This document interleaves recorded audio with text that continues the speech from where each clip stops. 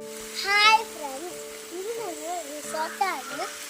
ഇവിടെ നല്ല കിളികളുടെ ഒച്ചയൊക്കെ ഉണ്ടാവും. കേൾക്കുന്നില്ല നിങ്ങൾ? ഇവിടെ അച്ഛൻ വെള്ളവും ഒഴിക്കുന്നുണ്ട്. ഇത് ഞങ്ങൾ റിസോർട്ടിലേക്ക് കയറുന്ന പടിപ്പുരയാണ്.